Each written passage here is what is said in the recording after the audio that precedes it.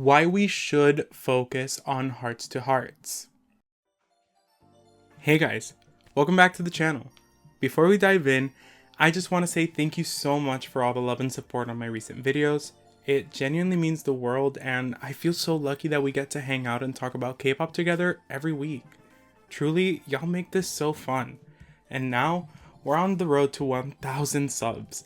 My goal is to reach it by the end of the year, so if you enjoy my videos and feel like subscribing, now's the best time. But enough about me.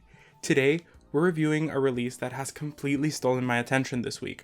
Hearts2Hearts and their first ever mini album, Focus. I kept seeing their name pop up online, and once I gave them a shot, it instantly clicked. They're giving me that nostalgic shimmer. Glossy vocals, retro melodies, youthful themes, all wrapped in classic SM polish. And honestly, adult me and middle school me are both locked in and kicking our feet in the air. So today, we're gonna go track by track, talking about the music, the visuals, the concept, and why Hearts2Hearts could become one of the girl groups of 5th gen. Let's get into it. Focus. Right from the start, Focus delivers that retro house pulse that feels like your heart skipping a beat with your first crush. It's cute and flirty, the musical equivalent of doodling someone's name in the margins of your notebook during class. The repetition does get a tiny bit much, but it works in favor of the concept, that infatuation where you literally cannot think about anything else. This repetition, in combination with the lyrics, border on obsessive at times, but honestly, that's the beauty of a first crush. When infatuation hits, logic evaporates. The song locks into that emotional loop intentionally. But the way the song is written, it can also have an alternate meaning. Here, quote, "I cannot focus on anything but you, baby," can take on a darker connotation when viewed from a parasocial idol versus fan perspective. It's unfortunately a reality for a lot of idols these days, but I don't want to think about that in my cute girly pop title track, so we're not going to talk about it. The vocals feel clean and youthful, but not fragile. There's power underneath the softness. And the harmony layering already tells me SM wants this group to shine as a vocal unit, not just scattered individual tones. Honestly, that's something I've missed in 4th gen. 9 out of 10. The only thing holding them back is the repetition. Briefly talking about the music video, it's all sparkle and school vibes. Lockers, dance practice, math class, and that perfect feeling that screams teen crush fantasy. It feels nostalgic but not outdated, and youthful but not childish. That balance is harder than it looks. And visually, every member is stunning. The choreography is also deceptively sharp, cute on the surface, but with precise, polished transitions that show you they have the range. What I love most is that this feels like a concept phase 1, quote, the sparkling students era. I can already imagine them sort of graduating into a more mature interpretation in future comebacks. Sort of like G-Friend did with their original trilogy. Maybe these girls can carry the Christian horse girl music torch into a newer, voguier territory. The storytelling potential is right there. Apple pie. If Focus is the moment your crush talks to you for the first time, apple pie is the celebration afterwards. Giggles, glitter, and gossip. The production is sugary in a sparkling water way, not syrupy. It shimmers. The vocal mixing here really stands out. These girls can blend. The harmonies melt in like whipped cream into a warm filling, and the lyrics, they paint such a perfect sleepover. Starting a movie you know you won't finish, laughing over crushes, staying up late, gossiping with code names, and creating inside jokes and core memories. This song reminds me of the joys of friendship, not just romance. These type of friendships can be just as emotionally intense and important as romantic ones, especially in your younger years. That's a vibe I want more of in K-pop. 9 out of 10. Quote, "A little chaos and apple pie." Perfect quote to sum up the song.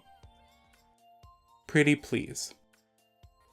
Pretty Please has that 80s/90s neon bounce, like it should soundtrack a coming-of-age movie but in the cutest way possible.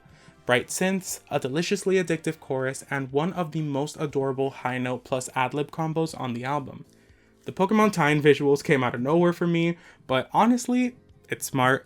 They're a new group, go broad, build reach, capture hearts where the kids, and nostalgic adults, already are. I won't give my opinion on the current state of Pokemon because that's not what this video or channel is about. Maybe I'll revive my gaming channel because what is going on over at Game Freak? Anyways, lyrically, it's very wholesome. It talks about hanging out with friends and it describes how when they're together, quote, even the sunshine's too pretty to miss. I also love the rap sections. It really sold me on the throwback nostalgia vibe. They really ate this one up. It's giving versatility early on, which is always good for longevity. 9 out of 10. Simple, good message, good vocals. Flutter. This is where I levitate. If you know me, you know I love city pop. I hear a twinkling synth and I'm already halfway to heaven. Flutter is pure soft romantic bliss. Dreamy production, exciting horns, and vocals that just float and soar through the song. I can practically feel the wind from the imaginary convertible. The narrative of first love continues here, but with more emotional honesty. It's sweet, but it's scary. That my world shifted and I don't know how to act energy is portrayed so sincerely. And the vocal climax feels like the moment you admit your feelings out loud for the first time. It's terrifying and exhilarating and life-changing. The vocal layering truly feels like an additional treat. I have to mention the high note again. I wanted them to take it there, and my girl Carmen really did. It just scratches that itch. This track alone could anchor a whole album, and they delivered it on their first mini? The audacity. I love it. If I had to complain, however, I do wish the song was longer, but I don't want them to add additional lyrics. Basically, my perfect version would have an extended instrumental intro right after the spoken opening, and a killer brass solo that fades out to close the song. Is it cliche? Yes, but if it ain't broke, don't fix it. Still, as is, 10 out of 10. The definition of a night drive song. Blue Moon.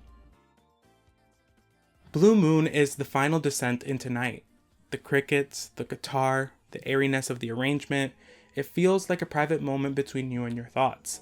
The melody is gentle but captivating, and the unison singing in the chorus is so SM coded in the best way. It's intimate, mesmerizing, almost dreamy lullaby, but with subtle flirtiness peeking through. This is the falling asleep smiling because someone stole your heart song.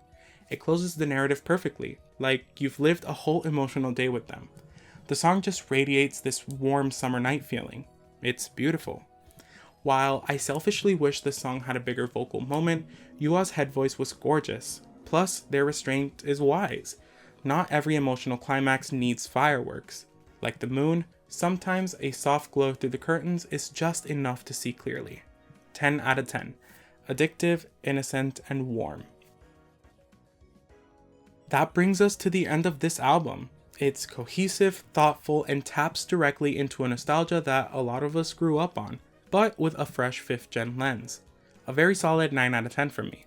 I genuinely feel SM is positioning Hearts2Hearts to fill a very specific gap that has been empty in the mainstream since Girls' Generation, early Red Velvet, and early G-Friend era. Bright girl pop with identity that uses real vocal teamwork, complete with harmonies, unison, pretty ad-libs, and gorgeous production, while tackling youth-centered storytelling that doesn't talk down to them, but instead validates and shares those universal feelings of crushes and butterflies. They're already building a brand around atmosphere and emotion. Every track feels like a memory, one that you hold close to your heart. That's a powerful feeling. It's how legends form. Their biggest strengths right now are their vocals. I've heard them sing on music shows and I have to say I'm impressed. There's room for improvement, but they're definitely starting off with a very strong foundation. Their clear concept direction from debut coupled with mass visual appeal and emotional relatability. They are capturing a new generation of K-pop fans with appropriate songs that echo things that they're going through. Those feelings being validated and shared through music, I believe, is a secret weapon to capture and retain fans. If they grow and mature with them, I have no doubt they'll maintain a stable fan base. If this is their introduction, imagine what happens once they quote-unquote graduate conceptually, literally, and artistically. There is so much room for growth, and they already feel polished. This isn't a one-off promising debut, this feels like a foundation. So yes, keep your focus on Hearts2Hearts. SM did not come to play. But that's just my take. Thank you guys so very much for watching. Remember to like, comment, share, and subscribe. Click that bell icon so you're notified every time I post a video. Now, I want to hear from you. Tell me in the comments what's your favorite track. And do you see Hearts2Hearts becoming one of the standout girl groups of 5th gen? Cause with these past releases, they're definitely on my radar. Once again, thank you so much for supporting my channel. If you like this one, stick around because we have a lot of great music and topics to cover. Remember that I love you all so much, and I'll see you very soon. Stay focused. Bye!